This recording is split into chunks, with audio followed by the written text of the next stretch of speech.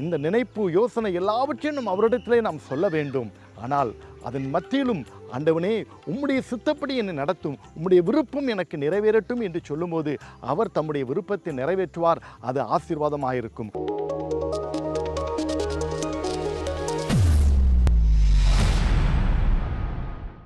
என் அன்பு சகோதர சகோதரிகளே, எனக்கு மிகவும் பிரியமானவர்களே, இயேசுவின் நாமத்தினாலே உங்களை நான் வாழ்த்துகிறேன். மீண்டுமாக இந்த டெய்லி மிராக்கிள் மார்னிங் டிவோஷன் மூலமாக உங்களை சந்திப்பதிலே மகிழ்ச்சி அடைகிறேன். தொடர்ந்து பாருங்கள், அநேகருக்கு ஷேர் பண்ணுங்கள், இந்த யூடியூப் சேனலை சப்ஸ்கிரைப் பண்ணுங்கள். கர்த்தர் உங்களை ஆசீர்வதிக்கட்டும். இன்றைக்கும் ஆண்டவர் உங்களுக்கு கொடுக்கின்ற மற்றொரு வேத வசனம் நீதிமொழிகளின் புஸ்தகம் 19ஆம் அதிகாரம் 21ஆம் வசனம் இவ்விதமாக சொல்லியிருக்கிறது. மனுஷனுடைய இருதயத்தின் எண்ணங்கள் அநேகமாயிருக்கும், ஆனால் கர்த்தருடைய யோசனையோ நிலைத்து நிற்கும் என்று சொல்லப்பட்டிருக்கிறது. மனுஷன் நினைப்பது, அவன் விரும்புவது, அவன் யோசிப்பது, சிந்திப்பது எல்லாம் அநேகமாயிருக்கும், ஆனால் கர்த்தருடைய யோசனையோ நிலைத்து நிற்கும். பிரியமான தேவனுடைய பிள்ளைகளே, என்ன அர்த்தம்?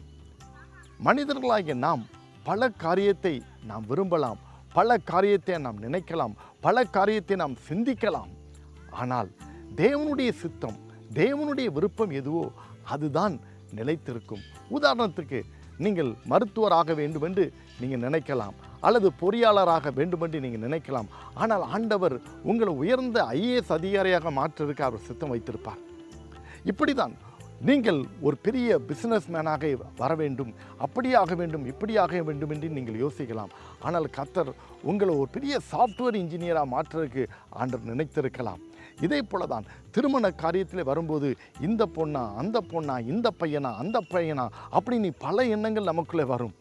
பல காரியங்கள் இருக்கும். படிப்பு படிக்கும்போது இந்த படிப்பு எடுக்கவா, அந்த படிப்பை படிக்கவா, அப்படின்னு நமக்கு பல சிந்தனைகள்லாம் ஓடிட்டுருக்கும். இதில் எல்லாவற்றிலும் ஆண்டவருடைய சித்தம், அவருடைய யோசனை அதுதான் நிலைத்து நிற்கும். நமக்கு விருப்பம் வருவது தப்பல்ல, நமக்கு யோசனை வருவது தப்பல்ல, நாம் நினைப்பது தப்பல்ல. இந்த நினைப்பு யோசனை எல்லாவற்றையும் நாம் அவரிடத்திலே நாம் சொல்ல வேண்டும். ஆனால் அதன் மத்தியிலும் ஆண்டவனே உம்முடைய சித்தப்படி என்னை நடத்தும், உம்முடைய விருப்பம் எனக்கு நிறைவேறட்டும் என்று சொல்லும்போது அவர் தம்முடைய விருப்பத்தை நிறைவேற்றுவார். அது ஆசீர்வாதமாயிருக்கும்.